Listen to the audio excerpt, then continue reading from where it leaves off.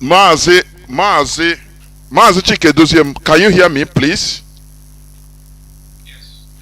Yes. Please, the platform is yours. Please go on. The whole world is listening.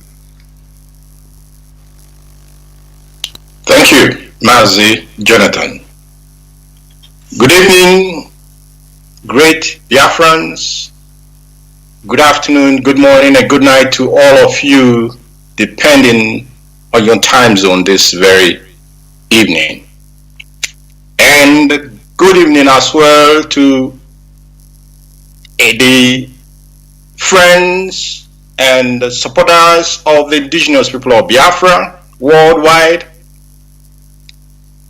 My name is Mazi Chika Edoziem, and I come from Ihe-Oma. Ihe-Oma is in all province of Biafra land. By the grace of Chukwu Kikabiyama from Ihe-Nine, I serve the indigenous people of Biafra as the head of Directorate of State.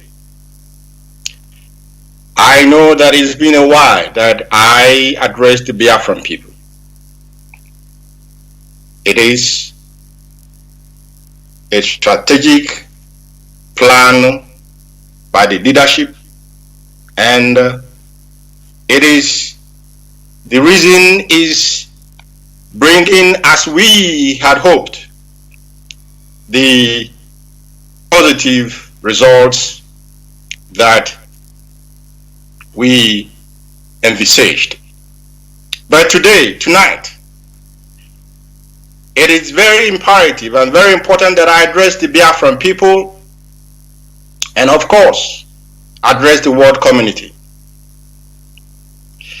But before I go on, let me, from the deepest part of my heart, commend this great, wonderful family, the IPOB Worldwide family. I want to commend you excellently because you have shown that the freedom of the people of Biafra is a project that we cannot retreat or surrender from. You have exhibited, irrespective of the challenges that we have faced, you have exhibited a very, very serious commitment, dedication to this very cause. And our cause, as we all know, is a just cause. The demand of the Biafran people for a referendum so that they can decide and determine their fate as a people, as Biafrans. I want to not only commend you tonight, 2 years and almost 6 months, that the supreme leader of the indigenous people of Biafra was kidnapped in Kenya, tortured almost to death, and then extraordinarily renditioned to the zoo called Nigeria. 2 years and 6 months. The enemy had thought that without the leader of the indigenous people of Biafra being around, that it will be a walkover for them to destroy this very movement. But I am delighted to tell the wonderful Biafran family, the wonderful IPOB family worldwide, that because of you, wherever you may be tonight, whether in the ground zero homeland of Biafra or in the diaspora, it is because of you that we have not been and cannot be destroyed by the enemy, the Nigerian establishment, and those who align with them, whether within us or in the international community. Today, this month as well, this month makes it the third year that Nnamdi Kanu set up the Eastern Security Network, a network of dedicated, hardcore Biafran people who have given their life for the protection of our homeland. As we celebrate this third anniversary, I want to call on all of you to continue on the path of supporting ESN. The result of their presence in our land cannot be quantified. I lack words to actually describe the effect of their presence in our land. I was today watching one program. Well, not a program, but a video of a woman. When you see the type, the freshness of the tomatoes that she and her husband probably were able to harvest in Biafra land, in Enugu, it simply that very video simply makes a lie the narrative that Biafra land cannot produce and Biafran people cannot produce what they can eat. If you can remember, Biafrans, in one of my last address to the Biafran people, I stressed on the need for us to go back to the land. Go back to the land, that is, go back to farming. Because our land is a blessed land. Our land, there is nothing you put in the land of Biafra as a farming seed or root without it coming up, germinating, and then producing great produce. That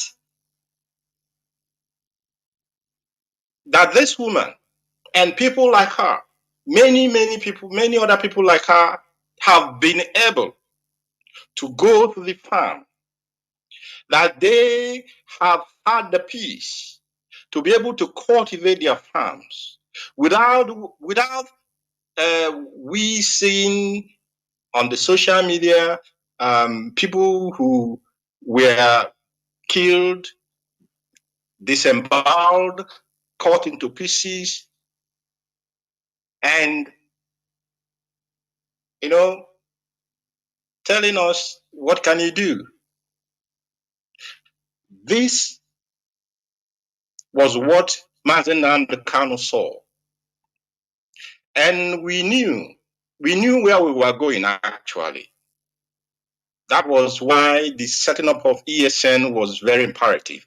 ESN, for those who do not know, was set up to safeguard the land, the farmland, the forests of Biafrans or Biafra land against marauding terrorist headsmen.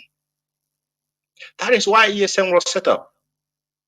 And they have done an exceedingly good work at that job that they were given to do in Biafra land. And I say again with all pride, that is the reason why people could now go to their farms, cultivate their farmlands, and at the time of harvest, they will go and harvest fruit of their labor. Taking this into account, I am calling on all of you tonight, Biafrans, the sympathizers to the Biafran cause, the supporters and friends of Biafra, that for our own existence, that so that the Biafran people, we do not depend on what is imported from another part of the zoo down to our land. Because one of the main reasons I bet that people should be kind of patient tonight, because this broadcast is not the usual kind of broadcast. One of the reasons why marauding terrorist herdsmen were sent into our land was that by the time they have finished what they were sent to do, nobody will go to farm in our land, and then we will be dependent upon the food stuff that will be sent down from maybe from the north or from the west or from any other place. And if you live, and I can remember as well saying that the ensuring that Biafra land is sustains itself food-wise is a national security issue for us. And I gave an example at that time that most of these European countries, you see, they support their farmers, they subsidize them, and because they know that a nation can never depend on an outsider or any outsider, for that matter, for what they eat and what they consume. The enemy wanted us to depend on them for what we eat, so that at the snap of a finger, they can do to us what they did to our fathers in 1960s, 66 to 1970. They will starve us to death. But this generation, thanks to Chukwu Abiyama, and of course the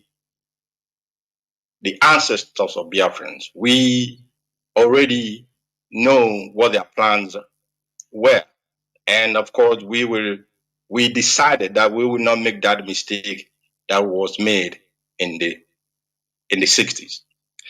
Why am I telling you all this? Why I'm telling you all this is that for all of you, even those who do not understand, who may even have any disagreement with the Biafran cause, if you are a Biafran, if you are an Igbo person, if you are an Ibibio man, Efik man, Ijo man, just name it, you will understand that the setting up of ESN, if they had not been set up when they were set up in 2020, by now,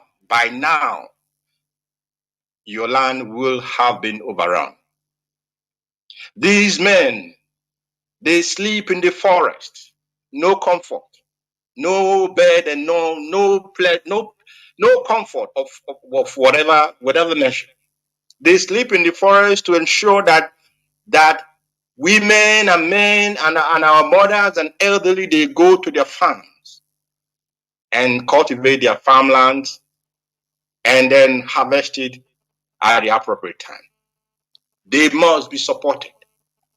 The ESN must be supported, because the work that is before us is enormous.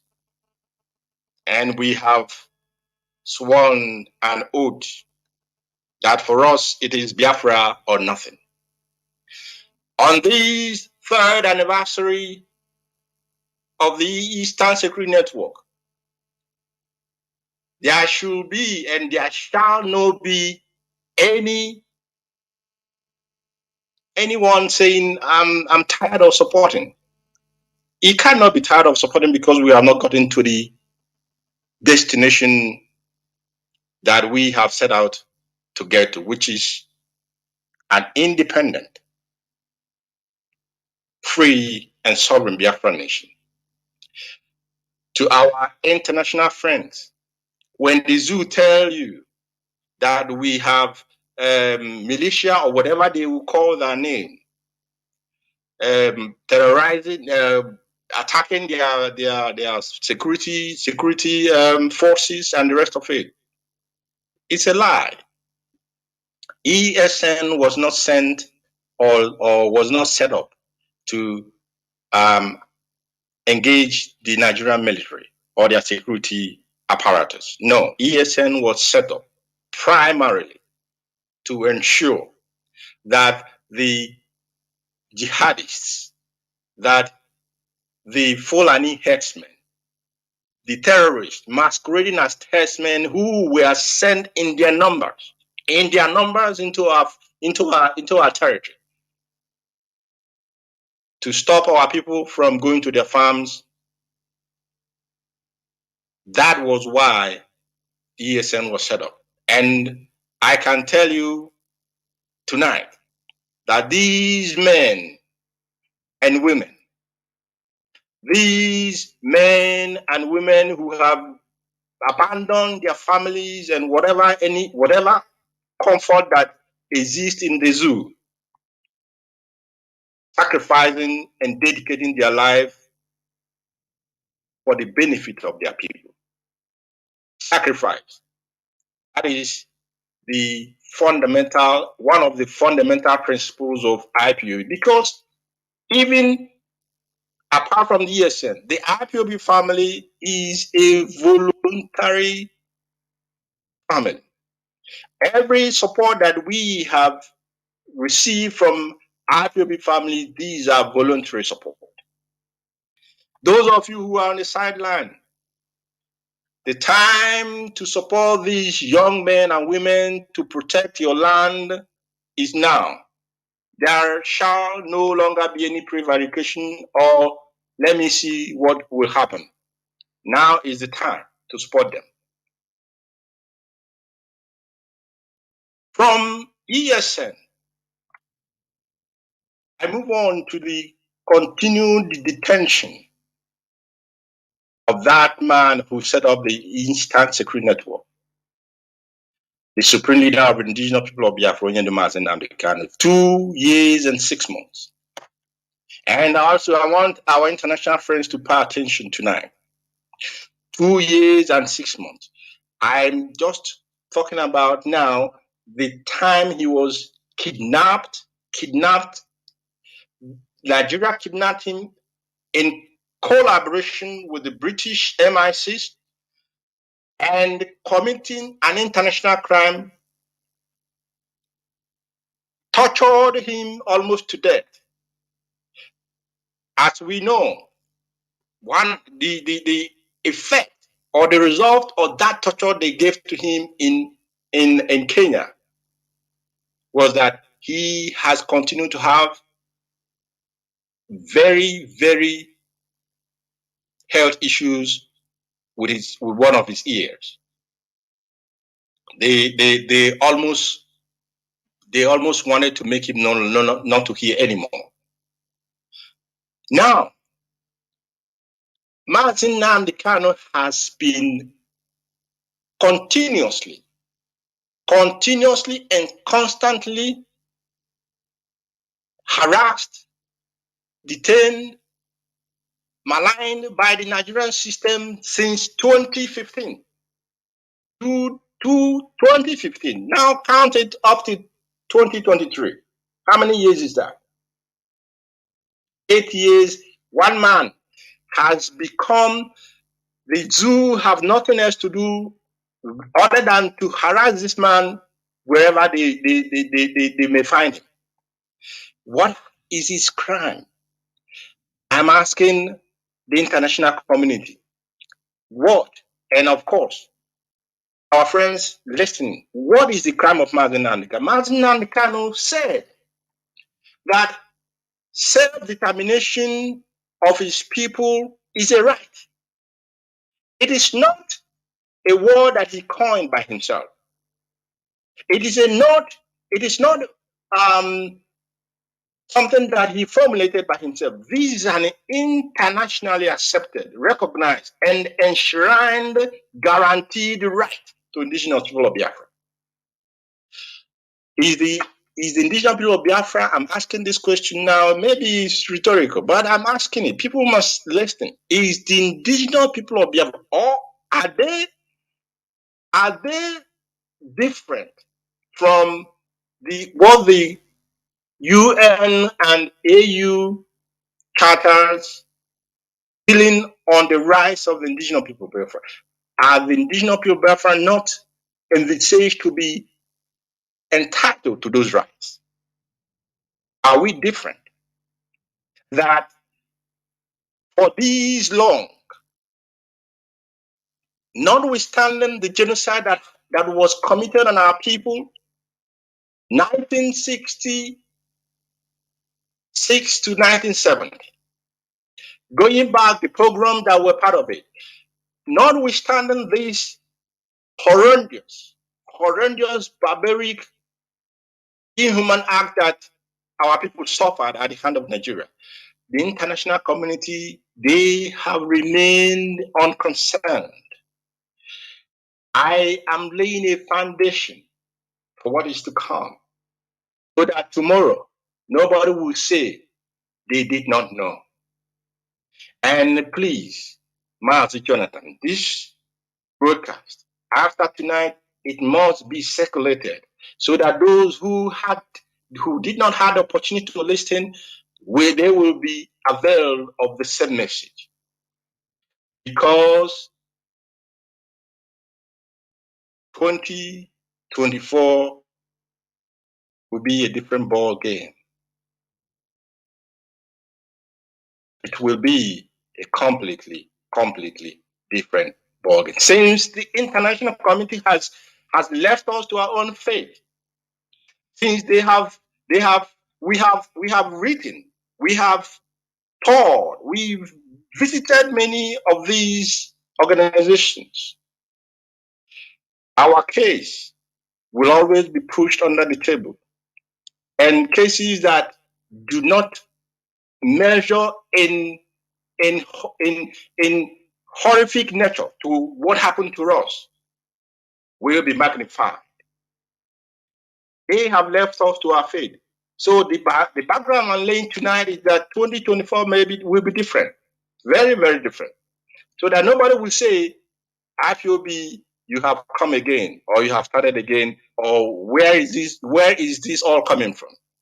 It is all coming from the time when our people were criminally merged with other nations and called a trading post for the British. And from trading posts, they now give you whatever they call a paper independence. And still, they are in charge of your land. You have no independence as in true word of the word independent. There is nothing like independence in the zone. Now, Mazi Nnamdi Kanu has been in detention for the past 2.5 years. Irrespective of the fact, the courts have set this man free. The appeal court of the zoo had said this man has no case to answer. He was discharged and acquitted. Acquitted. In law, that means he had no case to answer. But the Nigerian government, no, they are not happy with that. They continue to incarcerate this man. They continue to torture him physically and psychologically and mentally. They continued, and the world kept quiet. The British government, whose official citizenship Mazi Nnamdi Kanu has. Well, Of course, it's not as if we're expecting much, but I want to make a little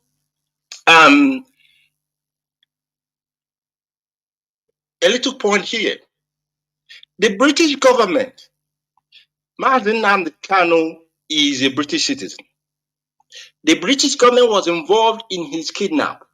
They were involved in his extraordinary rendition. A country as powerful as Britain, it's not a joke, as powerful as Britain, except they're telling us they're no longer as powerful as they are. For 2.5 years, your citizen was kidnapped, tortured, still being tortured, still being in whatever inhuman manner, still being treated. And you'll be playing games with the life of this young man. I was asking myself, how can even the British government come to the rescue of Mazi Nnamdi Kanu when the establishment itself was willing to throw one of their sons under the bus because he had the temerity to marry a woman that is not Caucasian, that has African blood in her. That is why the young man they call Prince Harry is suffering, because he has a black woman as a spouse. Now these people can imagine what they are doing to their own son. I want our people not to be emotional about these things. We have to be very, very reasonable. You know, in law we say when you make a law or a judgment, the judges will ask, how will a reasonable man on the street think about this particular law or this particular situation? Emotions is okay, or emotions are okay, sure. But don't throw away your common sense. Don't throw away that very common sense that nobody can give it to you. That is why the law says, what can a reasonable man think of a particular situation when you present such a situation to him? What do you make of this situation? You a reasonable person on the street, that if the British government didn't find it, in fact, if they thought it necessary to throw their own brains under the bus for this very reason. Imagine Mazi Nnamdi Kanu, who is coming to challenge the status quo, who is saying that Biafra must be free so that the stealing of our resources by Britain must stop.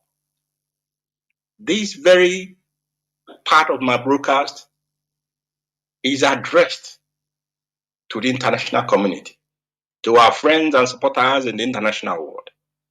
And when they hear tomorrow that we have closed all channels of communication with Nigeria, no more negotiation and every other thing that comes with it, they must not ask us, why are we doing this? We have for the past 50 years been requesting for an opportunity for the Biafran people as human beings that we are.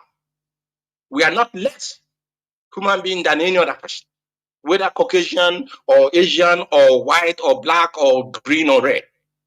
The Biafran people, we have the same right as every other person. The British people, I was reading the other day, the new president of Argentina, when he was making part of his campaign, election campaign, he made the return of Falkland Island to the Argentines as part of his agenda. The British came up and said that the Falkland people have right to self-determination. Are you guys listening? Falkland, they have a right to self-determination, and that by that right of self-determination, they have done a referendum to remain outside of Argentina. What about the Biafran people? Do we not have that right of self-determination? And that was why I was asking the question, if whether what was envisaged by the United Nations Charter on the rights of the indigenous people, whether it did not envisage that the Biafran people will also have the same equal right. But let's assume that the United Nations Charter does not envisage that Biafran people will exercise such right. What about the African Union? African Union that also has the right, the charter dealing with the rights of indigenous people. African Union I'm talking about now, no longer the United Nations, African Union that covers the whole of Africa. Are they also telling us that we as Biafrans, even though we're African, we are not entitled to the right that is contained in that charter for the rights of the indigenous people? This has been our case for the past 12, 13 years. I'm talking about IPOB now. But for the past 50 years, this has been our case. We have peacefully, we have presented this matter in any manner that people can peaceably present a matter. But we have been told to go to hell. We have been told to go to hell. Biafrans, the question is, are you willing to go to hell? Now, put the incarceration of Mazi Chika on one side, and now look at what is going on in Lagos State. In Lagos State, I'm searching for the right word, but the ethnic profiling that has become the agenda of the federal government of the zoo, headed by Tinubu, and the state governor of Lagos State called Sanwo-Olu. The ethnic profiling. If you go and look at the destruction of the properties that are that they are carrying out in Lagos State, you will see. It's not. These places are not. What do they call it again? It's not like Morocco where you have slums. These are not slums. These are houses, mansions that many of them can never ever dream of ever building in their life. These mansions are not even 20 years mansions. These are very, very new mansions that young Igbos, young Biafrans have toiled day and night, made the money in their businesses, and built a home for themselves. These are the properties that the Lagos state government are destroying. The wife of Tinubu, I can't remember the year, but I think the video is still online, where she was jubilating. A woman, my goodness me, she was actually saying that they will take over the property of the Igbos. You want to take over a property that you did not build. You want to take over a property of somebody that is not related to you, is not connected to you, but you just want to take it over. What kind of wickedness is that? What kind of inhumanity is that? What kind of envy and jealousy is that? Again, the government of Lagos State will tell you these houses were built without the proper documentation. Okay, for argument's sake, let's even assume they were built without the proper documentation. What about the markets? The markets of these Igbo people, the markets that they are maybe 90% in 90% in Mehrheit, the Germans will say. I'm looking for the English word. They are 90% more than any other person. They have the majority. These markets, they have destroyed them and re-destroyed them and set many of them ablaze. Many have been set ablaze. And these young men, these Igbo people, will still, go back, clean up the burnt, the debris, clean up the debris and rebuild. After some years, they will go again and then set it ablaze again. I'm asking now, if you say that the houses are built, they are not built with proper documentation, what about the markets? Why do you want to destroy? And it is not only that there are no other markets that has majority of other nations in Lagos State. The Hausas, they have the Hausa market where they bring their produce from the north. Have you set it ablaze? And these places are patches. We go there, you see. They have never destroyed them, but they have continuously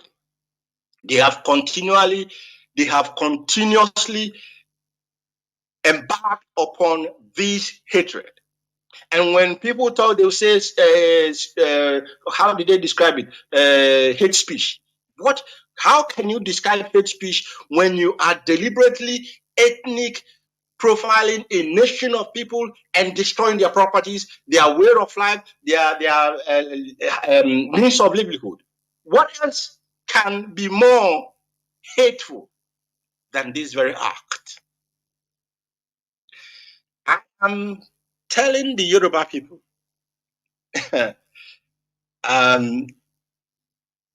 you see, don't make us go back to 1970. This Mazi Kanu that Tinubu is holding now, he was the one who called Biafrans and said, stop the antagonization with the Yoruba people. Even if they antagonize, we leave them. And we listened because we know he has the reason why he's giving us that instruction, that order. He even set up a forum where some of the Yoruba people, I was in one of those forums. I wasn't there. I was there. Where we could be interacting in order to make sure that there is constant communication between these two nations. Now, Tinubu has found himself, whichever way he did, it's none of my business. But he has found himself in the saddle of governance. What concerns him and his wife and Sanwo-Olu that he put in place is to destroy Igbo people's property. Why I am saying this is that the Yoruba must, our people say that when one finger, dips itself in an oil, it will affect the rest of it. This hatred, I said, don't let us think back. Because the agenda of people of the West, the Yoruba people, has always been to see how they can economically emasculate the Biafran people. But you can't do that. You people do not have what it takes to do that. Irrespective of your jealousy and whatever, you cannot stop the Biafran people from becoming what their destiny has said they will become. What you will only achieve doing is to create an enmity between the two nations that will last hundreds of years, if not 1,000 years. That is why I'm calling and asking the Yoruba people to call their sons to order. Sanwo-Olu must be called to order, and Tinubu must be called to order. They must cease from destroying the properties of Igbos in Lagos State. I want to tell you something. what is the problem that you see that Igbos are conglomerating in one area and making it an area that belongs to the Igbo? Why did they steal the land? Those lands they bought, they paid the required fees before they could even, put one block on that land. Who collected those money? Apart from the money that the community that have the land will collect. The Lagos state government collected part of these monies for whatever they could, because they have so many agencies. Once you want to build a house, they will call and tell you, do you have permission? If you say you don't have permission, then you must get the permission.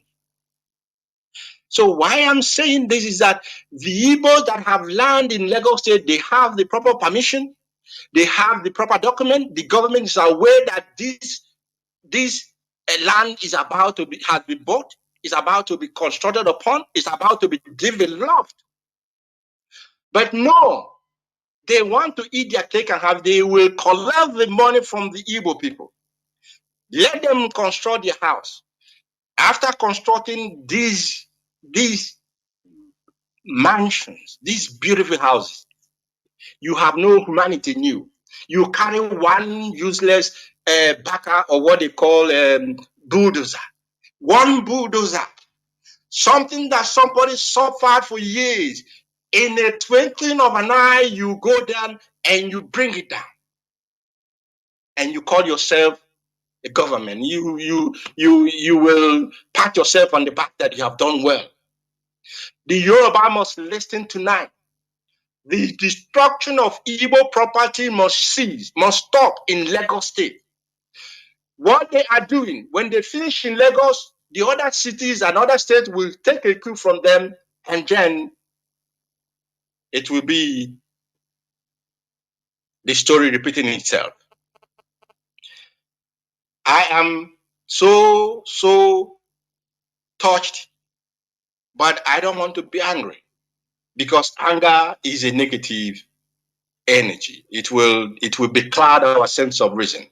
But I am touched when I see these houses, how they are being destroyed. They do not only destroy the houses that these people have built, they go to where they make the money, where they suffer day and night. In the morning, those of us who spend some time in Lagos before we left those places, that area, you see these young men. 5 a.m. they have woken up. 5 in the morning. 6 in the morning, they have woken up, they are going to their shops. They will be there until the evening, toiling. And when they have finished all this toil, and then they will come and, try to build a house to have some rest of mind, you will be envious of that toil that they have put into building that house. And you go and use one baka, one bulldozer, and destroy it. I ask myself again, where is the humanity of these people that call themselves, this man that calls himself Sanwo-Olu and Tinubu? Where is your humanity? Are you humans at all? When you see this thing, do you sleep well? I am not sermonizing here tonight. I am laying a foundation for the world to know and for them to understand that it is enough for us. Enough for us. But the fact that those who are supposed to speak for us are not speaking for us does not mean that we cannot stand and speak for ourselves. This brings me to the Ohaneze Igbo and the World Igbo Congress, 2 very useless organizations that I have ever seen in my life. 2 very, very useless organizations. You call yourself Ohaneze Igbo. What are you Ohaneze? What indeed are you Ohaneze? And you say you are what? What Igbo are you congressing? That your son has been in detention in, my goodness me, 2.5 years.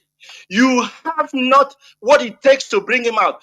How can you come and stand and say you are the leaders of Ohaneze Igbo and that you are World Igbo Congress protecting the interest of Igbo? How can you do that? The properties of your people are being destroyed in Lagos State. You are there. Those in World Igbo Congress, they are riffraffs, idiots. In fact, they are idiots. They are only there to welcome one useless governor and hoping that they will be given appointments in the zoo, in the government. That is all they know what to do. They do not have the metal. Actually, they do not want to even see Nnamdi Kanu come out. I cry for the Igbo nation.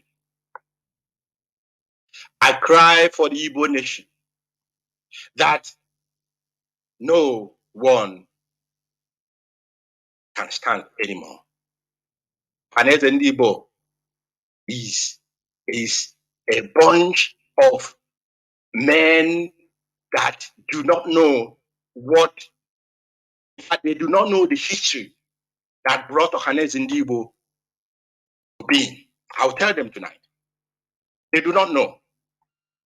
They do not know because the present one, Emmanuel Iwanyang, is the person hobnobbing with the vampire in Imo State. Who appointed Iwanyang as Haneze Igbo president? Hopeless those of them, the Supreme Court administrator in Imo State, the murderer, the person who was given the contract to come and kill his people. He's the one who appointed Emmanuel Iwanyang to be Haneze the president, and that is why they have no interest in Martin Nnamdi Kanu coming out, because the vampire, the bloodsucker. The bloodsucker that is inside the council house have no interest. He have no interest in Martin Nnamdi Kanu coming out. He have no interest in speaking for the Igbos in Lagos whose lives are being destroyed, whose means of livelihood are being destroyed, whose homes are being destroyed. He cannot speak. It's not part of the agenda that they gave to him. Now listen, Haneze Igbo, I'll tell you, because before Haneze Igbo become what it has become today, there was a history. It started with Lagos Igbo Union. Lagos Igbo Union, in the same Lagos, this same Lagos that the Lagos people, the Sanwo-Olu wasn't born at that time. He wasn't born. Tinubu himself, I don't know if he was born. 1930. Lagos Igbo Union, excuse me, I can't speak about that. Lagos Igbo Union was established as far back as 1930. And of course, it's not only that they set it up at that time to welcome a worthy son who was returning after finishing his sojourn abroad, Dr. Kanu. After that process, Lagos Igbo Union metamorphosed into the Igbo Federation Union when they began to include other parts of Igbos in the heartland of Igbo to become, because if you want to expand that union, then the name change became necessary, and it became Igbo Federation Union. From the Igbo Federation Union, in 1948, the most powerful of all of them was born, the Igbo State Union. The Igbo State Union was birthed in, listen very well, not in Enugu, not in Owerri, not in Abia or in Aba or Umuahia. The Igbo state unions were birthed in Igwe Ocha of all places. Igwe Ocha in 1948. When people began to talk nonsense about Igwe Ocha or whatever, I laugh at them. They don't know their history. But that is for another day. Now, the Igbo state union was so powerful at that time that it became a threat. Not, in fact, a threat to the then colonial master, because this is where you have the what the Igbo call unity of purpose. They were set up with the Dr. Nnamdi as his first president. But the major reason they were stopped is to ensure that the interests of the Igbos, wherever they may be found, is protected. After Azikiwe, another very, very worthy son of Igbo land, Chief J.C. Obi, took over as the president when Azikiwe became much interested in the Nigerian project. And when I said the most powerful of them all, at the time Igbo Union was set up, when Igbo speak, oh my goodness, then they have spoken at that time. And the British did not like that. When the program began in the north, the program of Ndibo began in the north in 1966. Respected Igbo sons came together to form what is called the Igbo National Assembly. The Igbo Union, Igbo State Union was banned, more or less. But after the war, or it became redundant, after the war, before the war began in 1966, they transformed the former Igbo State Union to become the Igbo National Assembly. This was also banned by the military at that time because they were threatened. They were threatened for the simple reason because they feared that it will promote Igbo separatism. They should not be afraid anymore because, well, we are not pursuing Igbo separatism, but that thing they want to prevent will eventually come to be, and it must come to pass. The Biafra restoration is a project that must be, and it must come to pass. So their fear was actually very, very, it doesn't make any sense because if you had let those people be, probably things would have been different, but that's by the way. Now, Igbo National Assembly was set up, was banned by the military because they feared, and that fear, as they believe, they want, that is for them. The Igbo Forum was the precursor or the predecessor to this present Ohaneze and Igbo. I hope you people are putting this down because you need this history to understand how Ohaneze and Igbo have become, in fact, useless, more than useless. More than useless. From the moment the men of what joined our ancestors, Ohaneze and Igbo became a tool in the hands of the Zoological Republic of Nigeria to do as it pleased. The Igbo Forum, as I said, was a predecessor of the present Ohaneze that we know. However, this Igbo Forum, before it became Ohaneze Igbo, it had men of integrity as leaders whose singular motivation, whose singular driving force is the defense and protection of Igbo interests, Igbo people, and Igbo land.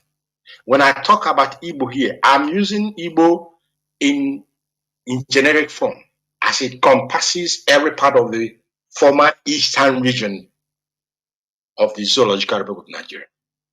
You have people, respected men, as the leaders of these forums, like Dr. Kanu.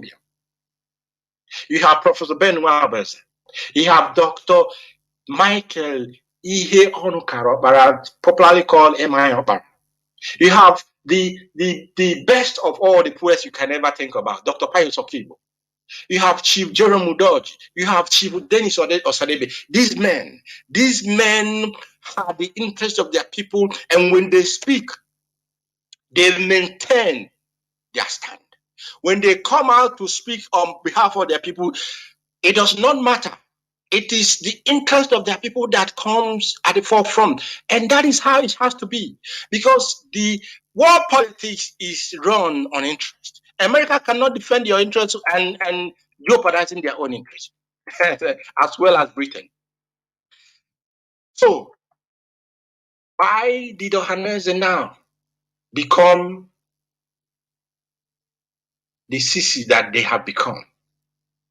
Because when Igbo Forum was in place, even M.I. Opara, who was the then premier of the Eastern region, he was a member of the Igbo Forum, and he will take order from the person who is in charge of the Igbo Forum. He's not there to go there and give them order. He's just an ordinary member when he comes to the Igbo Forum. When he goes to the government, of course he's in charge. But these men that call themselves men who now hide under the wrapper of their wives and allow their children, governors, to dictate to them, if the interests of the governors are not protected, then they will not, the Ohanese and Igbo cannot, in fact, they can and they will do nothing. They will do nothing. That is the reason, even when Onyendu asked us to give these elders an opportunity, to give them benefit of that, we gave them 2 years and 6 months. We have given you the opportunity, but you have been very, very deceptive to yourself. In fact, you've been lying to yourself. Let me put it that way. You've been lying to yourself, thinking that you're lying to the Biafran. You don't know we know all this. We've been watching you, and we have said 2024 will be different ball game altogether. It will be a different ball game. Biafrans all over the world, when you have listened to this, ask yourself, without emotions again, as a reasonable man, what is the way forward? As a reasonable man, how can Ohanese come out tomorrow and say that they are Ohanese Ndibo, they want to protect Ndibo's interests in where? Can you believe them? World Igbo Congress, they are there in Lagos. Onyendu went to World Igbo Congress when before the ESM was even formed. He went to them. He told them what is coming. They laughed at him. They said, "This small boy. What are you? Do you want to bring war? The war is on their doorstep. They don't come home to Igbo land because they have all run away. Is it not shameful? Shame to all of them. But the youths, we say, if our elders have refused to do what is needful, the youths will take the bull by the horn. IPOB was set up as a peaceful movement. We have remained peaceful. The zoo government of Nigeria have continued to instigate crime in our land, terror in our land, kidnappings through their military, terrorists in army uniform and military uniform and police uniform and every other security apparatus in Nigeria. They are all in Biafra land. They are all in Igbo land. They are all in our cities and our villages and towns. What are they there? What are they looking for there? When Boko Haram is in the north, why are they in our land? They are there with the hope that they will finish up what their forebears started.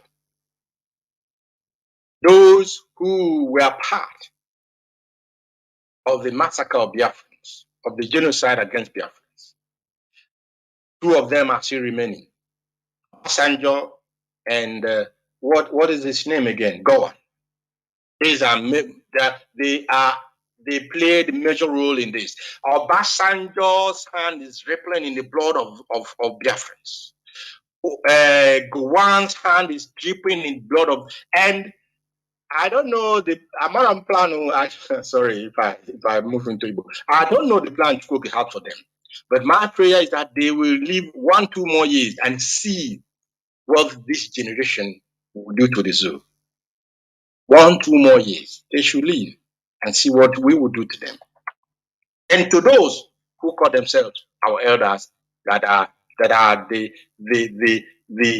worst set of elders that one can ever wish for himself. These people, I don't know. I ask this question: what is the way forward? And IPOB do not do anything without having a plan of the way forward. First of all, this is December. Our people will be moving in their numbers down to our villages and towns and cities in Biafra land. And you will notice, those in Biafra land noticed, the international community listening again. Friends and supporters of Biafra, please pay attention. The military, the police, the custom, the EFCC, the what do you call them? The those who are at the borders, immigration and the rest of them, they all have roadblocks in Biafra land. You'll be asking yourself, well, is that a joke? It's not a joke. This is the truth. Go maybe a kilometer apart. If you don't see the army, you see the police.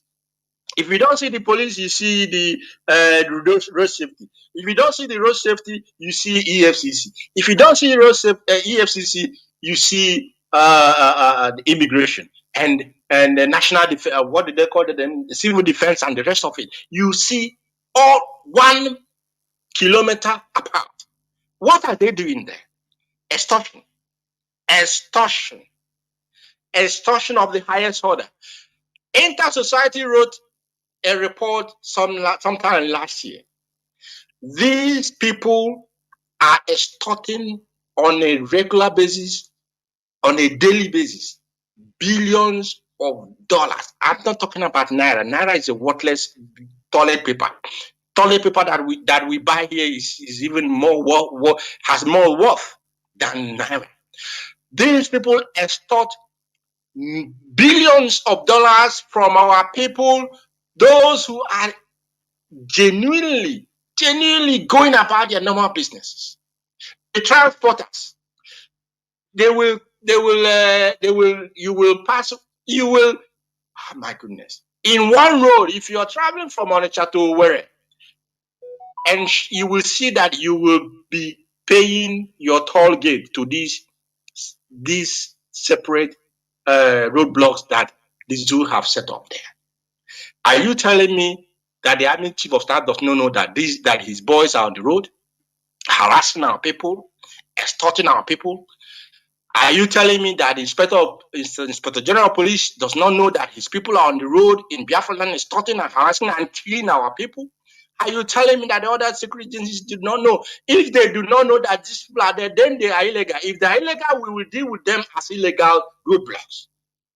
But if they are not illegal, the Inspector General of Police and the Chief of Army Staff must withdraw these men on our roadblocks so that our people who are coming home must come home and enjoy their Christmas without any form of intimidation, harassment, in any manner. People whose houses are being destroyed in Lagos. The Inspector General of Police is a Yoruba man. The army chief is probably a Yoruba man. You people are destroying their houses in Lagos, their means of living in Lagos. They want to come home to see if they can for a moment, have some peace. and you will extort them from Lagos until they enter their father's compound. The Inspector General of Police, the Army Chief of Staff, the Customs, the EFCC, whatever you call yourself, please, tonight, the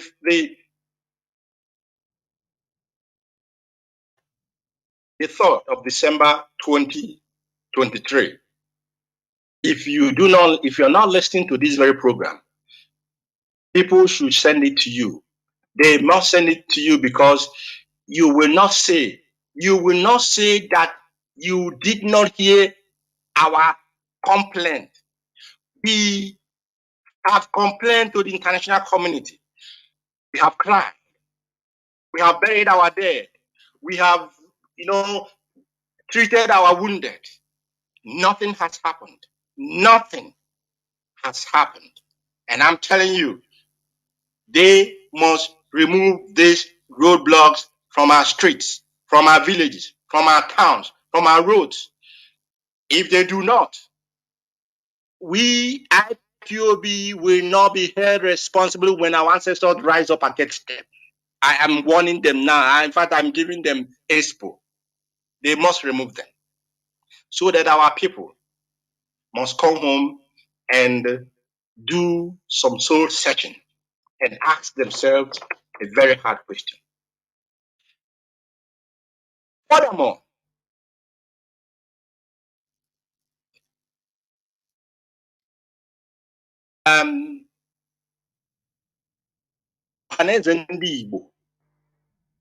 since you have proved yourself unworthy of the people, you have proved yourself a nuisance, as I would say.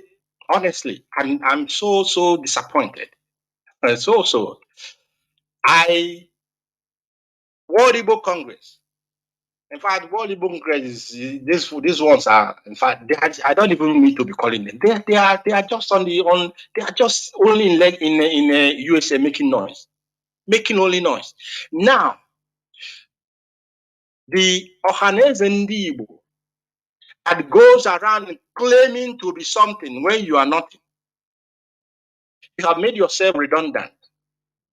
You have made yourself completely redundant and ineffective and incapable of protecting the Igbo nation, the Igbo people, their well-being, their properties, and their means of living. You have proved incapable of doing that. Therefore, the Biafran people, we will look another way. Do you know how to deal with the zoo? We know how to deal with the zoo. That one they bound the Igbo National Assembly, it will be resuscitated, but with a different name. Ndi Igbo National Assembly will be set up to replace the moribund, redundant Ohaneze Ndi Igbo. And those who will be the foundation of this National Assembly will be those whose interest of Ndi Igbo is topmost in their agenda. Again, I'm asking Biafrans, wherever you may be in the zoo or in the diaspora, all of us must go back home. Go back home for this very Christmas time. I'm not saying just go back and stay, but that time is coming. Go back home for this very Christmas period. Why you must go back is that we are about to do something that has never been done before. In fact, it is there, but nobody is willing to actually identify it. It is there. We haven't taken it as serious as we have to take it.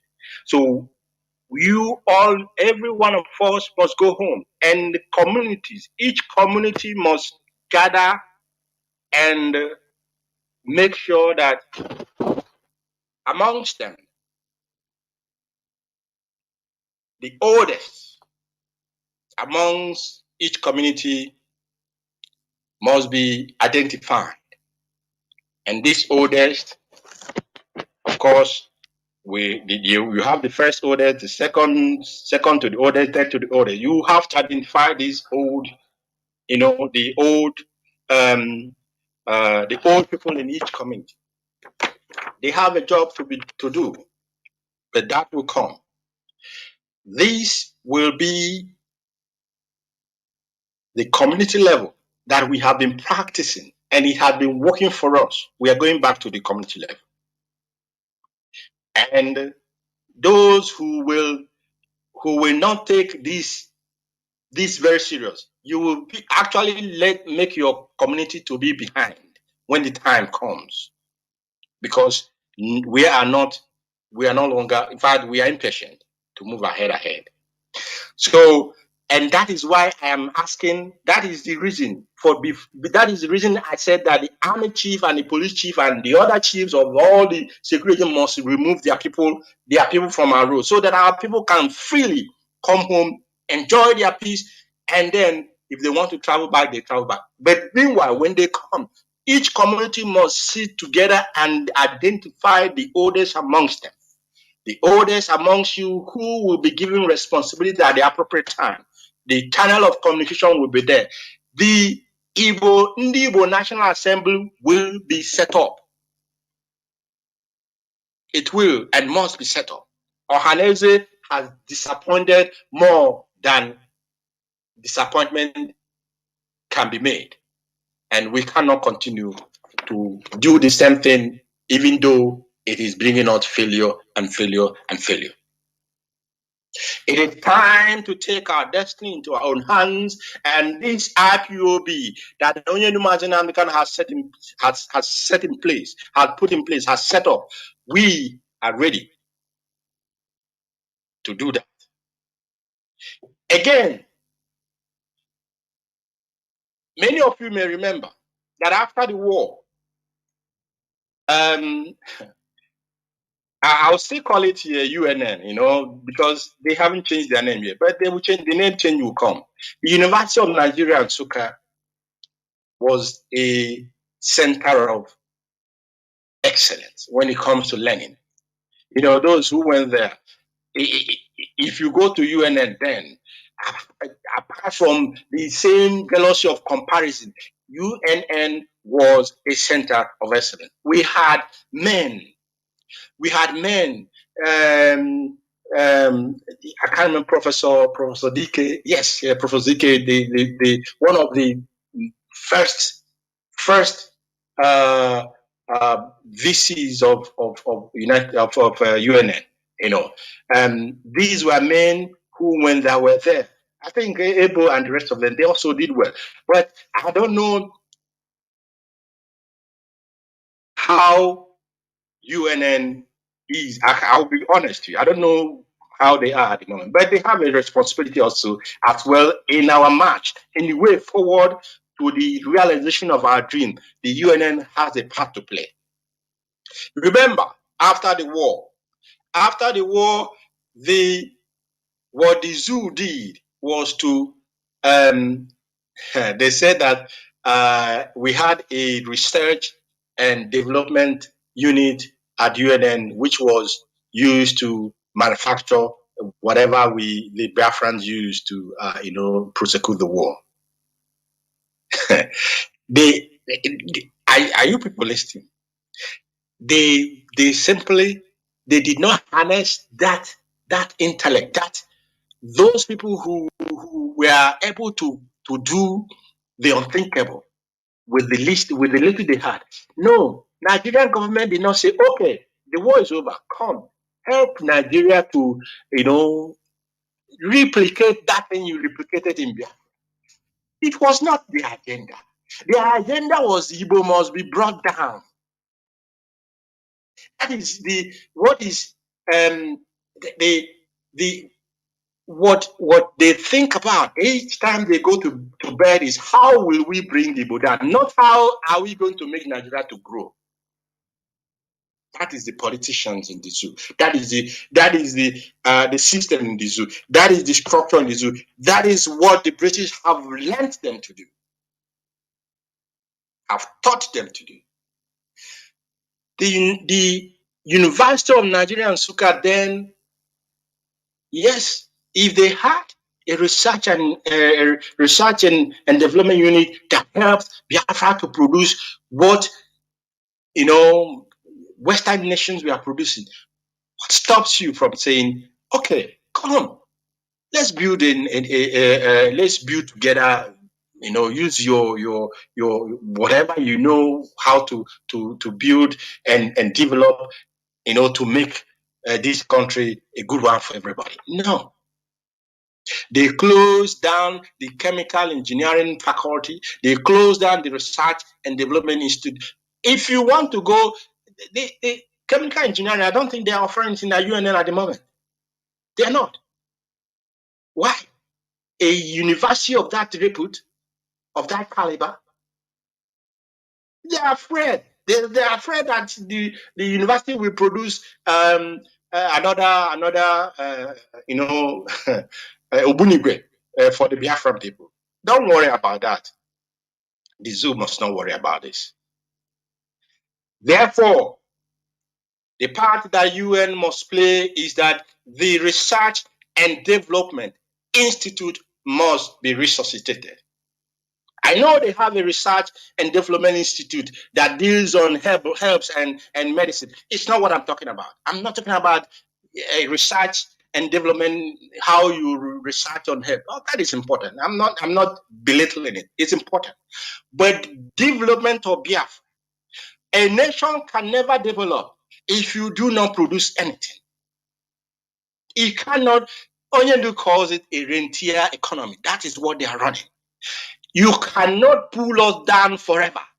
It cannot happen, and it will not happen. And why I'm saying this, that those in charge of UN must take note. If they do not listen, if they are not listening tonight, somebody must make this audio, this broadcast available to them. They have a responsibility in the Biafran people taking their destiny into their hands.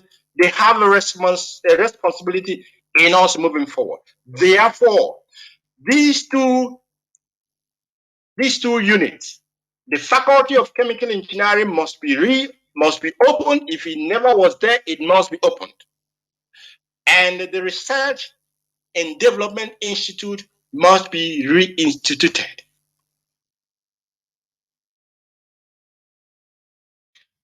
We refuse. We refuse to be held down anymore by the zoo. If they're interested in running their Nigeria the way they want it, I can't begrudge them. Why should I begrudge them? But I am being very frank to you tonight, the 3rd of December, that the Biafran people have had enough. The international community must listen tonight. We have had enough, and we say enough is enough.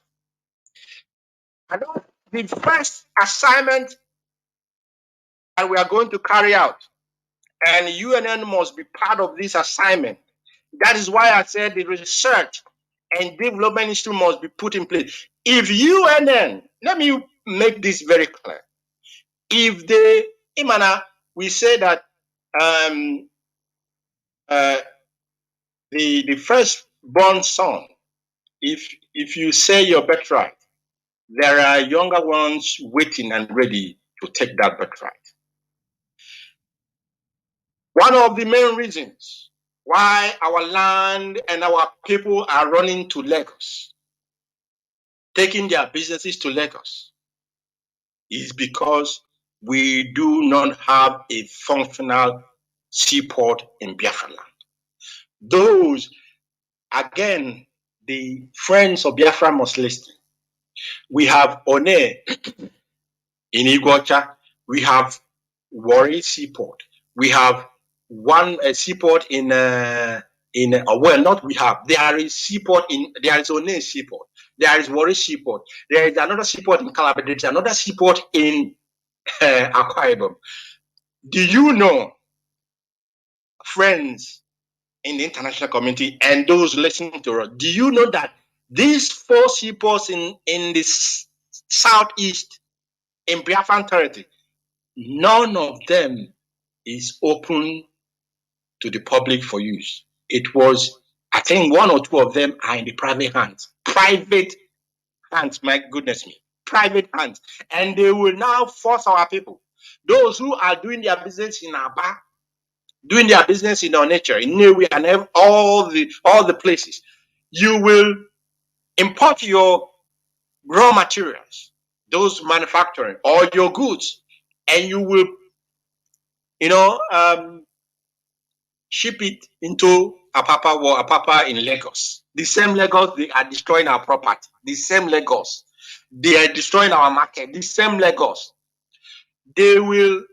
our people will now, import their goods in Lagos, and from Lagos, a journey to the east that will take you, all things being equal, between, I don't know how many kilometers, but let's say 4 to 5 hours, or at the most 6 hours journey from Lagos to the marketplace where that person who imported that goods has his stall or his shop or his store.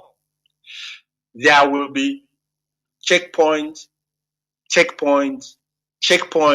custom, as I mentioned, in our land again, custom, army, police, drug enforcement, name it, all of them. Your container must be paid. Apart, this payment that this container will be, or this importers will be paying, is different from the real government toll gate, because there are some toll gate as well in those areas. But you will pay the toll gate. But these security agencies, you have to drop with your container. If you don't drop, you cannot pass. They may even seize your container and take it to the custom office, and then before you know it, they have auctioned it. Auction it to who? To a Hausa man, to a Yoruba man.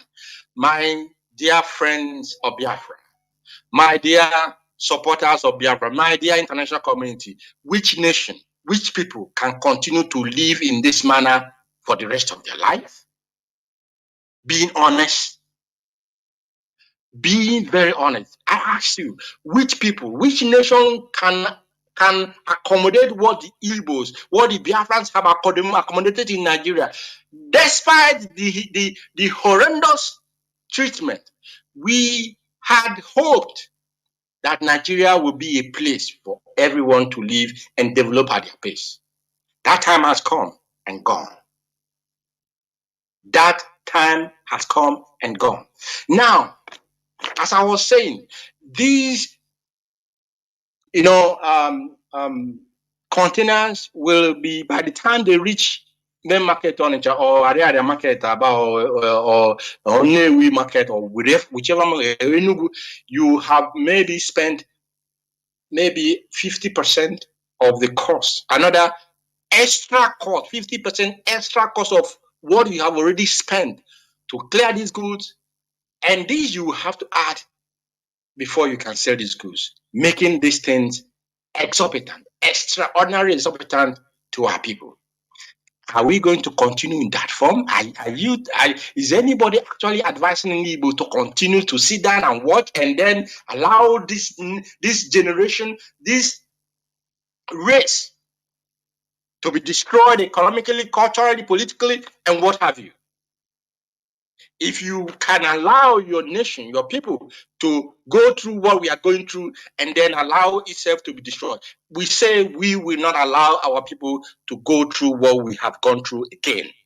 And we will not allow the nation or the race that makes up the Biafran territory to be destroyed. We cannot, and we will not. Coming to the issue of the seaport, that is the first project we are going to embark upon.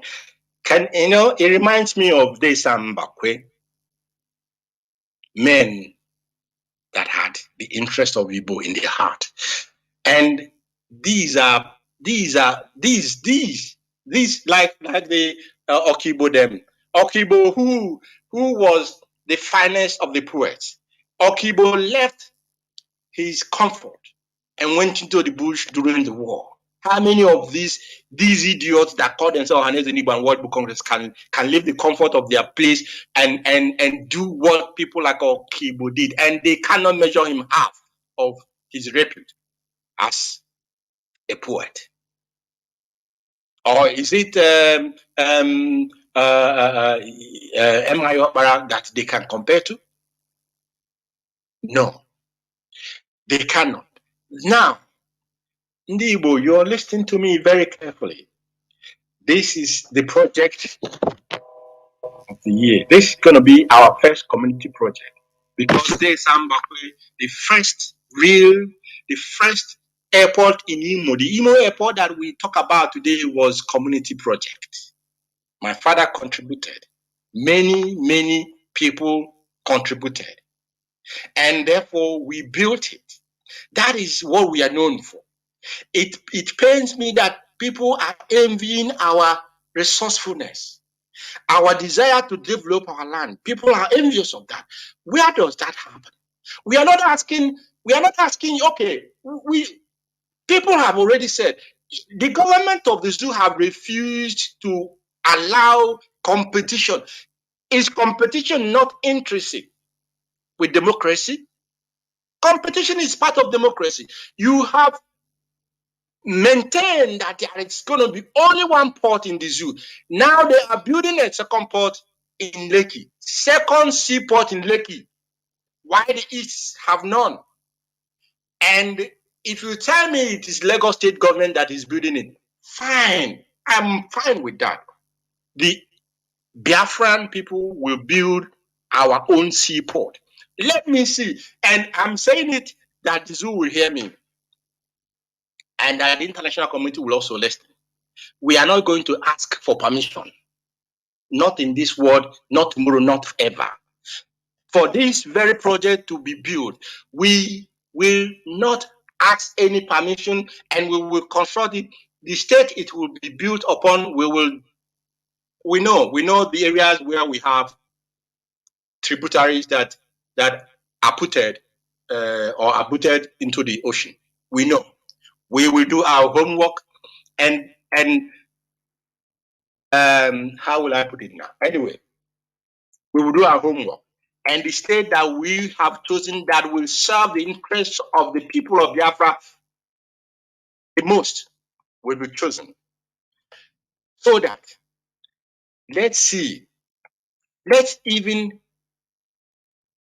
encourage this competition that is part of democracy. It is part of, let's encourage, people must not, because tomorrow now they will say, IPOB, you have come again. You cannot, after seeing what we have gone through and what the plan is for us, a very reasonable man on the street cannot expect. In fact, anybody who expects us to sit down and fold our hands and watch, we say these people are really a lost. They are really a lost race. They are really a stupid race. And we want to tell them, we are not a lost race, and we are not a stupid race. The construction of a seaport, I am repeating it so that it can sink, and it will sink. The construction of a seaport is going to be a project that the Biafran people will embark upon, and we are embarking upon it from next year. When I mean from next year, the planning, I live in Switzerland. These people, when they plan something, it may take them 5 years to plan it. It may take them 3 years to plan it. It may take them 2 years to plan, depending on what the project is. And after the planning, the implementation of that project will take maybe a quarter, or at the most half of the time they used in planning it. Therefore, we will do our homework, do the proper planning. UNN, when we come to you to give us a prototype of a modern seaport. Don't tell us you have done nothing. Please, I repeat, these brokers must be made available to the authorities at the University of Nigeria and Nsukka. I hate to still call this name, but there is time for everything. These brokers must be made available to them so that when we come to them, they will not tell us they had no idea.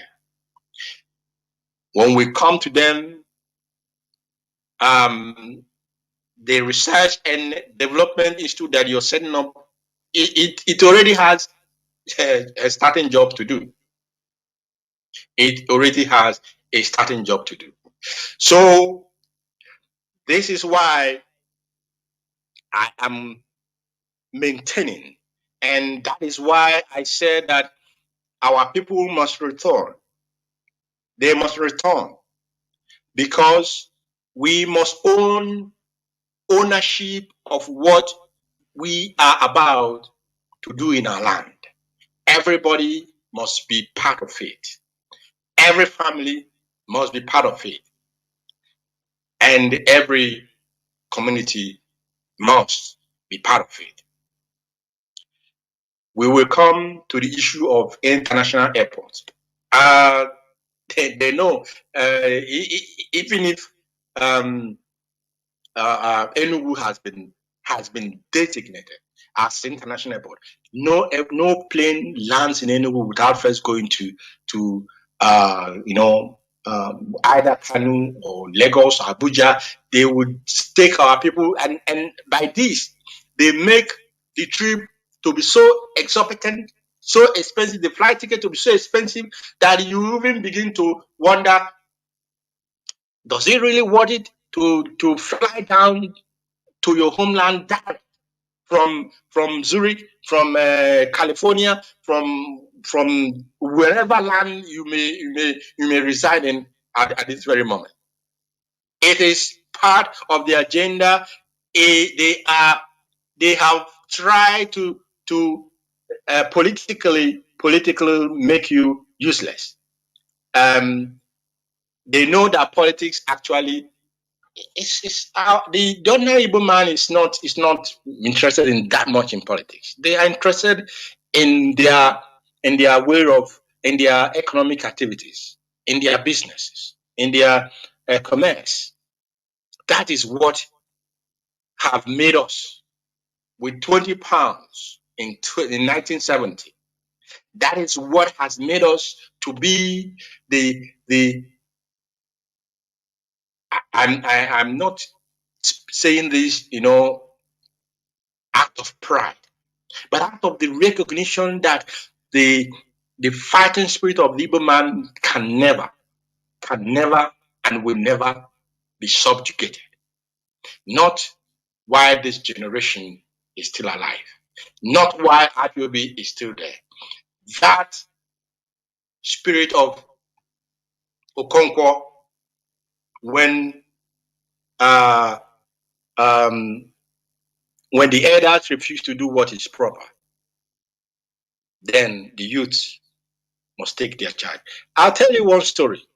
I visited one of the programs I visited in Corsica. I think it was last year or last 2 years. Corsica is also a place that they are fighting for. They had a war with the French. They are fighting for their own independence. What I saw, the way the Corsicans were, pursuing their freedom, was very impressive. One thing is that you see their elders. I was so marveled. Their elders will put their youth in front, and stand behind them. That is telling you something. It's telling you that, the Igbo people say that a child that his father sends on an errand, he goes boldly to that errand because he knows that his father has sent me on that errand. That is what we thought the Johannes and the useless elders that we have in Biafra land and Igbo land will have been doing. They will have supported this man called Mazi Nnamdi Kanu, put him before and stand behind him, give him advice, and then support him. If they are afraid to be in the front. The Corsicans, the people of Corsica, they were not actually afraid of to be in the front. Many of them were veterans of the Corsican struggle as well.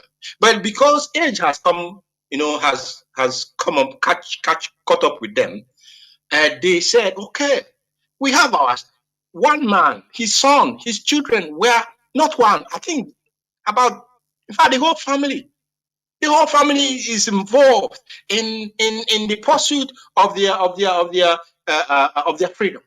He was a veteran, and it's like when you say the second generation, the third generation are part of the struggle for their freedom.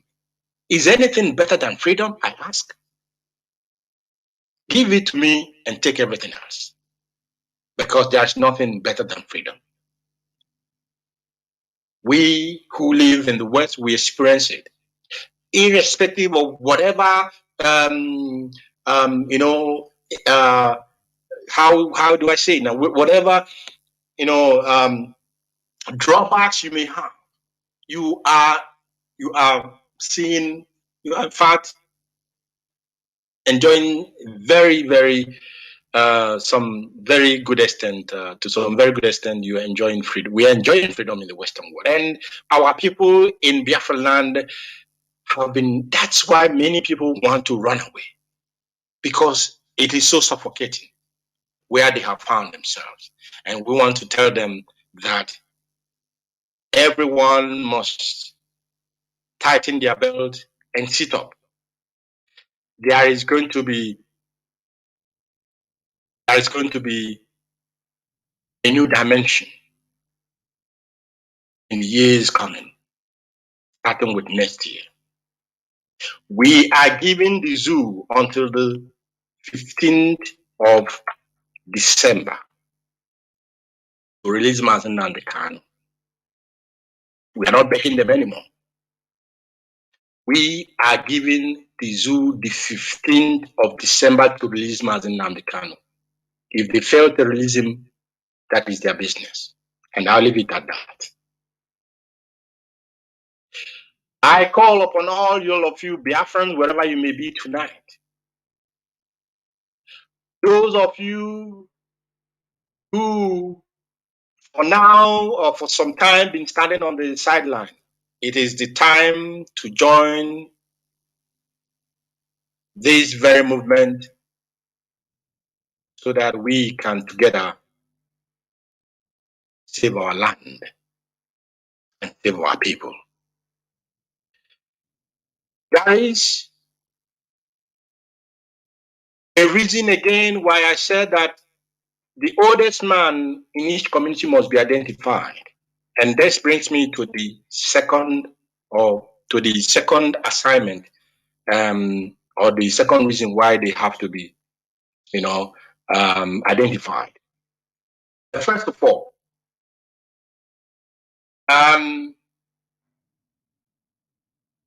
for 15th of December, let me check my agenda. Just give me 1 minute, please. 15th of December is Friday. Now, you have Monday, 1, 2, 3, 4. Monday, which is the 11th, is every Biafran in Biafra land from 11th, which is a Monday. And in fact, every Biafran, not only IPOB family members, because the more we are, the better. Every Biafran on the 11th of December 2023, you go to the market, you buy five Ojibo, 5.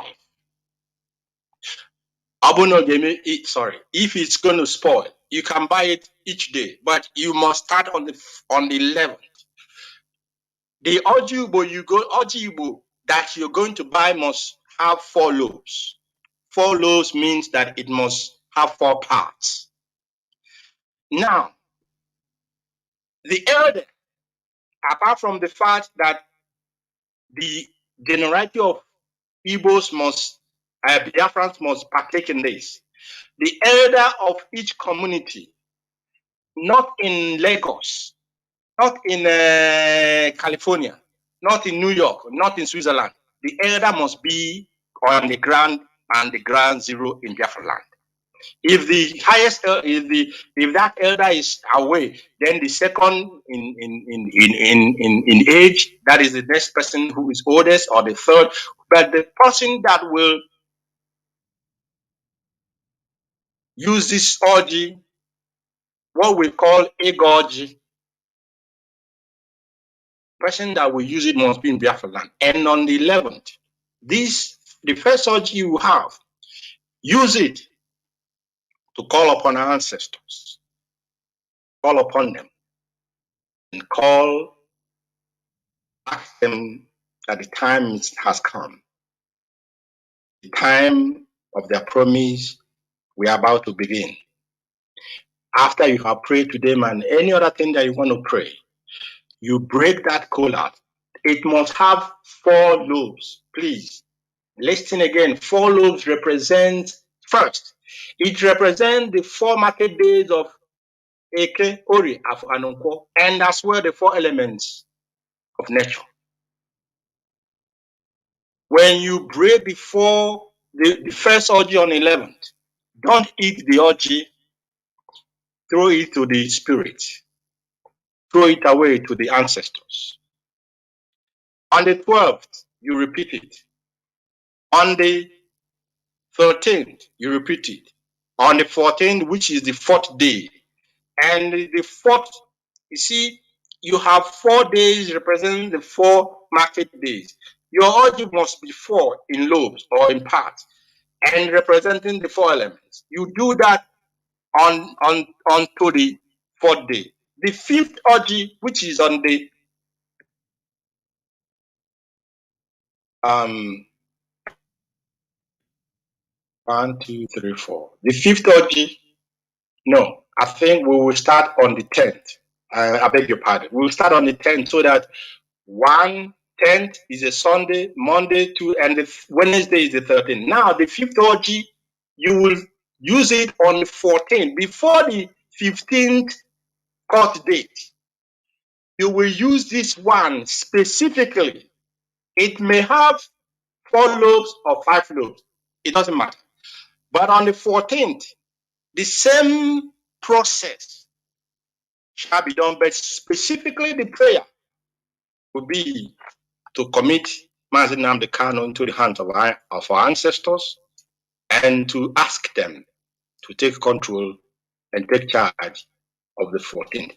That is why I've said we are giving the zoo until the 15th. If they do not release Mazi Nnamdi Kanu, then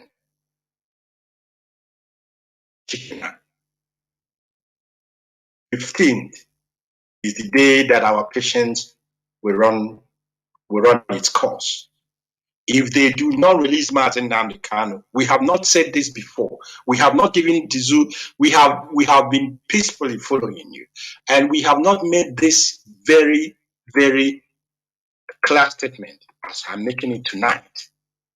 IPOB, founded by Mazi Nnamdi Kanu, is telling the zoo that 15th of December will be the last day that our patients will run dry, and our ancestors will begin their work. Nobody, please, should come to us when it began. Oh, sorry, I beg your pardon. Nobody should come to us when it starts, when it begins, and say, please give the elders a chance. They have had their chance. Give the zoo a chance. They have had their chance. They have totally spit on our faces each time. Each time we have come out to make our voices to be heard. We are mowed down like animals on the street. The blood that is flowing in Biafra land, in fact, the ancestors are so angry because they have spilled so much blood in our land that it will require cleansing at the appropriate time. If somebody tells you that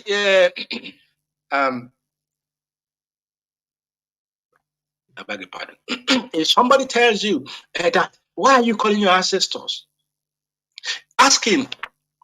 I want to ask all of you, those who know Dr. Kanu, those who know Dr. Emmanuel Barr, those who know Desambakwe, those who know ZCOB and Chief Jerome Udoji, Professor Ben Wabeze, the rest of them, Dr. Sini, Dennis Osadibi, and the rest of them. I can't even name all of them. Those who know these people.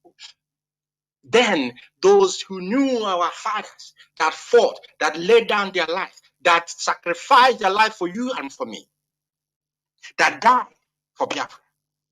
If somebody tells you that these, our ancestors are evil, what would you answer him?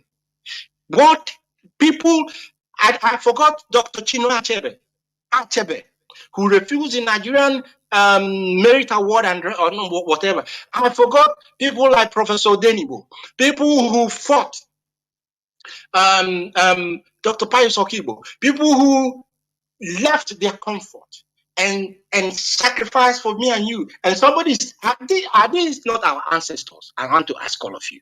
People who talk about why are you calling your ancestors? Are these people, these honorable men, these very, very men of caliber, are they not our ancestors? How do you believe that they fought for, in their own life, they fought for you, they fought for me, they fought for us, they fought for their land, that in the land of the spirit, that they will now suddenly stop to fight for us? Does it make sense? It does not make sense. Therefore, we will call upon them that the battle line is about to be drawn, and we are expecting that they should be at the forefront. Why? We, their children, will follow them. I want to make a very stern warning, very, very stern warning to those who engage in criminality in Biafra land, those who impersonate ESN. IPOB will not condone or ignore these acts of disgrace anymore. We will not. I am therefore calling on communities. I'm calling on parents and those whose words are their words. I'm not whose children or those in their care are part of the criminality that is going on in Biafra land, kidnappings and all form of evil that is going on. Tell them now to return home and take away the hand from the soup before it becomes the hand of a monkey. Before it becomes the hand of a monkey. Once again, when it starts, nobody should tell us, you should stop. It's not also, we are releasing the powers that be. When it starts, we cannot call them back. Everybody has the opportunity now. When the power has been released, when it starts, we will not restrain their hands until Biafra is declared sovereign nation. If you're a criminal, go back to the farm. Go back, make yourself useful. Farming is lucrative. My goodness me. I saw the tomatoes and I was like, are you kidding me? Until the woman was speaking Igbo. I said, she said, I know what part of Igbo land they were cultivating. I'm not going to, of course it's online, but I'm not going to say it here. Those who are out of envy and jealousy again, they will find a way to go and even harass the woman and the rest of it. But I want to tell those who are engaging in criminality, it does not pay. You will end up only, dying for nothing. Go and make yourself useful. Go back to the land. The land will sustain you, and it will even give you more that will sustain you, and more that you can sell and make money out of that. The evil that is going on in our land is exceedingly great. And it is because of this that I'm making a stern warning to the one that called himself Emeka Ofo. Where is it from? Is it Rift or whatever? But Emeka Ofo, you call yourself Chief Emeka Ofo. I want to tell you, if anything happens to Barrister Ifeanyi Ejiofor, the RBL lawyer, oh my goodness me. Oh my goodness me. If anything, you have gone to his house. We know we are monitoring you. Not, I'm saying it so that you know that we are following you. We know who is coming to you. Those who are coming to you, for you and him to be planning. I'm not calling his name. He knows also. I won't call his name, but he knows. Those who are coming to you, you are planning all the. You want to, if I had your first time to arrest innocent youths, and handed them over to the police. You see them. You see those people. They will make small change, and nobody will hear anything in their community anymore. Nobody. But Tukumele Gamara, Emeka Ofo, let's hear that the barrister that is representing IPOB. Why I'm saying this is that because Barrister Ejiofor is our lawyer. Not only that he is Martin Nnamdi Kanu's legal representative, Barrister Ejiofor has been the one making sure that innocent Biafrans, whether you are IPOB or you're not IPOB, he has been sacrificing to make sure that many of them that has been arrested and incarcerated are given the opportunity in court. If they are innocent, the judge will set them free, or the magistrate. If they are guilty, the judge will send them to prison. But I want to know, how many of them, how many of our people, what have they done? What have they done? Because it has been one success from one success to another. Because these youth, women, men, civilians, none of them has anything to do with ESN or RPOB. You go and arrest them and hand them over to the police, and you say you are an Igbo man. Let anything happen to Barrister Ejiofor, and then you will see the madness that is in IPOB. You will see the madness that is in IPOB. Again, those innocent youths that you instigated the arrest, let anything happen to them in the custody. Let something happen to them, and you need to go and get them released, and that is forthwith. We are monitoring you, and we are following you. You think anybody will come to your rescue? We know when you leave and when you come in. We know, but I'll leave it at that. Go and release those civilians, those youths you were arrested in Barrister Ejiofor's house. You people are not satisfied with clean his murdering in the most gruesome manner. His assistant, burning, destroying his house and his car. You're not satisfied. You're not arresting youths that come to his house because he said they are IPOB. If they are IPOB, and what is IPOB not a legal organization or movement? Is anything wrong with IPOB? It is the indigenous people of Biafra. Therefore, You must desist. And not only you, we know many of you in Biafra land, the wickedness that we have been hearing and we are seeing is mind-boggling. It is beyond comprehension. You have a problem with your fellow Biafran, with your fellow Igbo man, even though you know you don't have a case. You go to the authority, you go to the police, and you tell them, this man is IPOB, this man is ESN. Sorry, I need to take water. This man is ESN. And because they will arrest the innocent man, whether woman or man, they will arrest them. And most of the time, when we don't know, when we do not hear, that is the end. Either they are tortured to death, their organs harvested, or they stay in prison unaccounted. If their parents go to ask for them, these men will tell them they don't know where they are. One of the most harrowing stories, when the police arrested a man. This man, a young man, the father was looking for him everywhere. The police, in fact, they killed him. Of course, they killed the young man in their custody.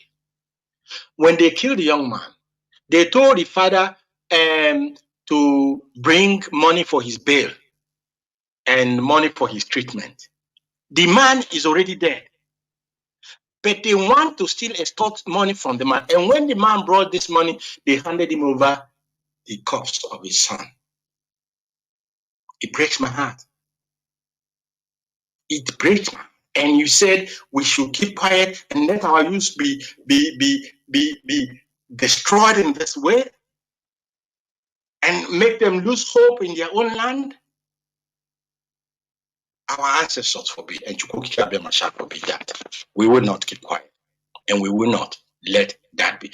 I'm there. So people who are using ESN name to commit criminality, those who are using ESN and IPOB to sell their people, to go to police, we are monitoring all of you. We are monitoring all of you. When we will start, don't say, people must not say, IPOB, why are you doing this? We are warning now. Before, so we are giving notice of the rain before it begins to fall. Because when it starts to fall, we have no control over nature, and we cannot stop the rain. People, hotel owners in Aba and others in Biafra land, our people can be mean. They are very resourceful when it comes to genuine resourcefulness, and when it comes to very negative resourcefulness. It's things you hear, you'll be wondering, but how can people be so atrociously wicked? Hotel owners in Aba, we are bringing to your attention what has been going on. The governor of Abia State has started to make Aba and Abia a little bit, accessible. And people are beginning to go to Aba, the made in Aba products to buy them. They will lodge in hotels. Some of these hotel owners who are making money from people who are lodging in their hotel, they are not satisfied. They will still go and connive with security forces when people have done their business and are now, relaxing in the evening in the hotel bars or whatever. You will see the security forces come with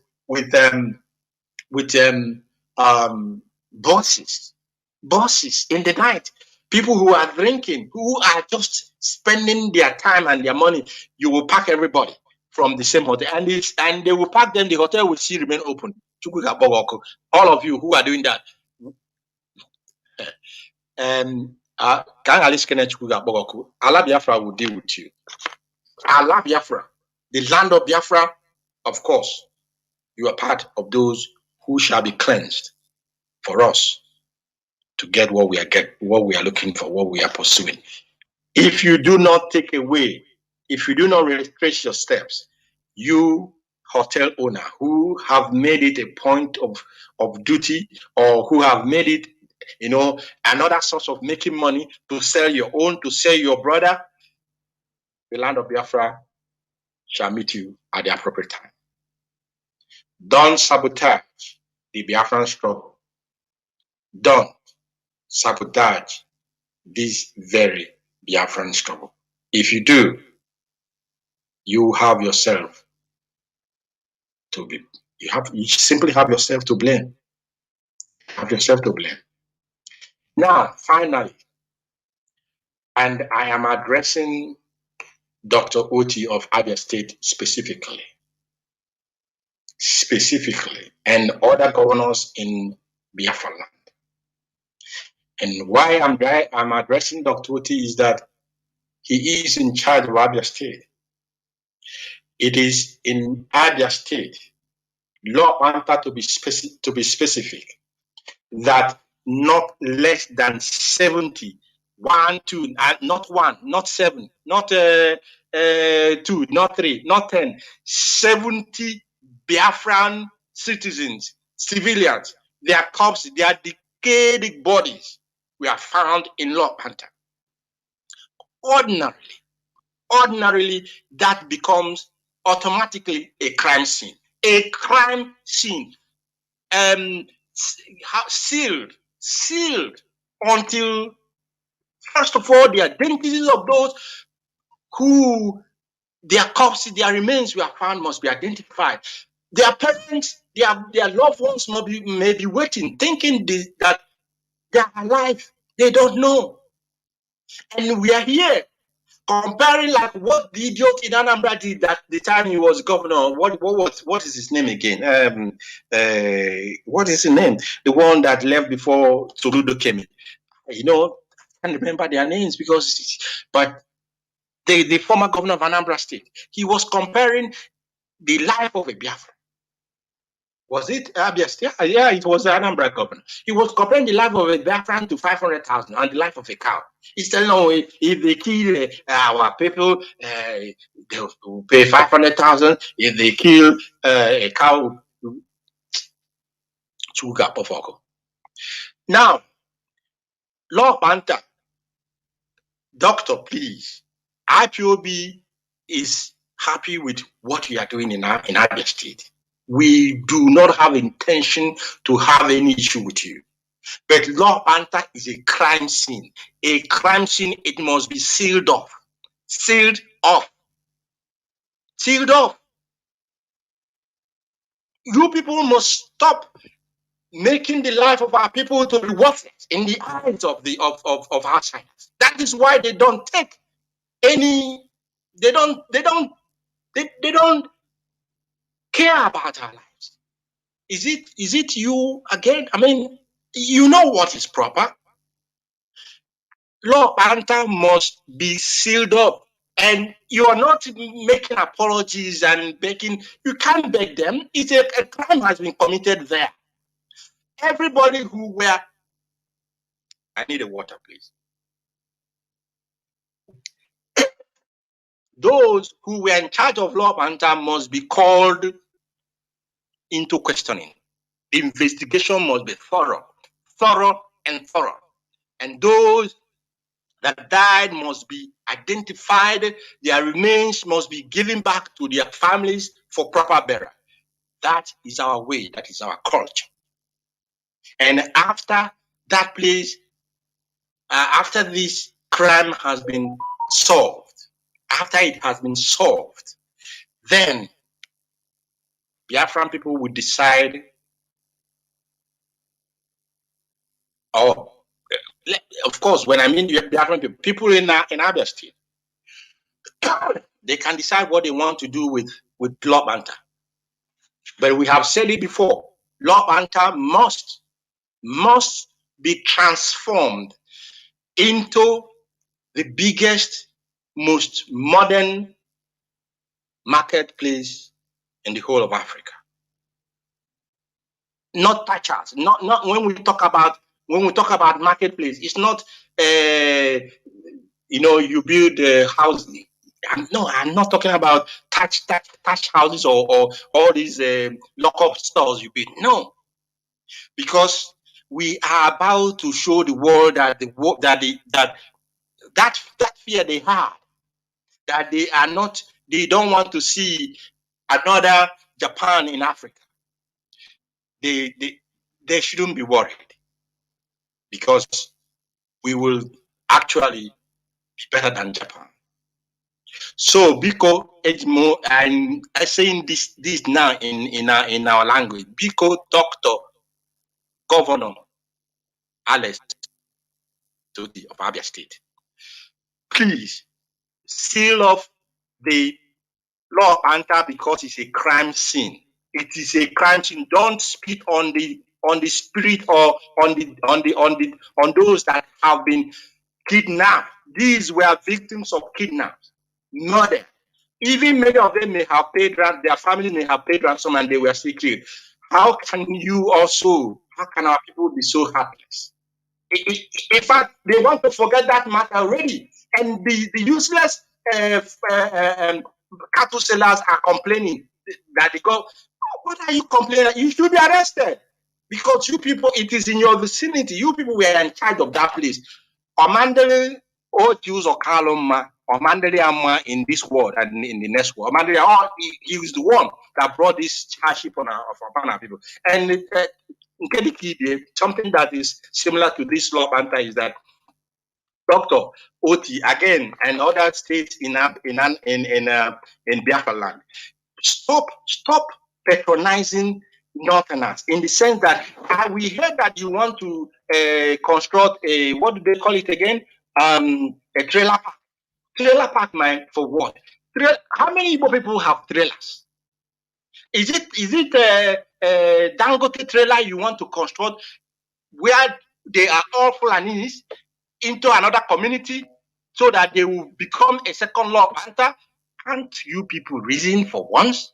Must we always come and tell you all these things? Can't you? Please jettison this idea of trailer park. Look, Dangote is the richest African, is he not? If he wants a park, he should come and buy land and create a park. And when you want to buy a land to create a park, we, of course, it is happening in civilized world. Every company, trailer or company that runs transportation company, you have your own where you park your lorries, your trailers. You have it. It's not the duty of the government to provide that for you. Our people who are doing what do you call it again? Transportation with buses and the rest of it. The parks they have, is it not their private parks? Why must we always be patronizing in our attitude? So that people will say we are good, and your people are in Lagos, they are destroying their property.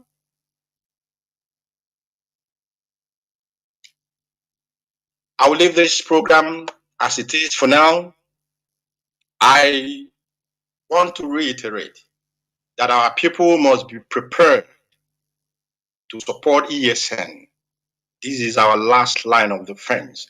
ESN is not, it is only a defensive in the sense of a protective outfit to protect our land. It is not a defense, an offensive outfit that is, ready to fight anybody in battle or whatever. No, we know what is in our land. We are calling upon them to now arise. IPOB has, whenever I come, I tell you that we have been called to rebuild the broken places and the broken wall. Many of you do not understand. We know the duty that is assigned to us. We have come to rebuild that which was destroyed. And if you stand on the way of this process, sorry, shall be your name. May Chukwu Okike Abiama be with all of you.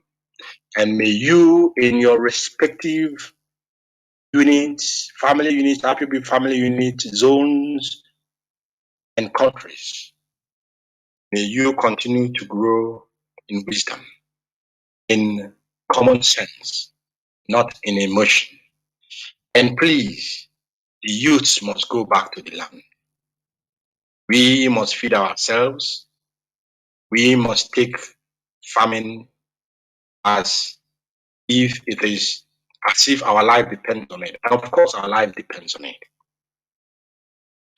Do not forget, Igoji, it will start on the 10th of December. You have to get 5 kola nuts. Oji is kola nut in Oyibo, in English language. You have to get, if you can buy it, hopefully if you buy 5, it doesn't spoil, fine. But if you think it will spoil, each day from the 10th, go and buy 1 Oji with 4 lobes. Look at it. It will show you it has 4 lobes. Use it for the first Oji on the first day of 10th Sunday, 11th on Monday, 12th on Tuesday, and then on Wednesday, which is the 3rd. The 4 kola nuts with 4 lobes each will have been, you will have, don't eat this Oji. It's not yours, so it belongs to ancestors. Call upon them and give it to them. On the 14th, 1 will be dedicated for Mazi Kanu, his freedom and for the freedom of Biafra. May Chukwu Abiyama be our strength. May Chukwu Abiyama be our help. May our ancestors continue to guide us. And may victory be ours in the nearest future. In Chukwu Abiyama's name, I have prayed. And from here, I want to say good night and stay well. Thank you so much for listening.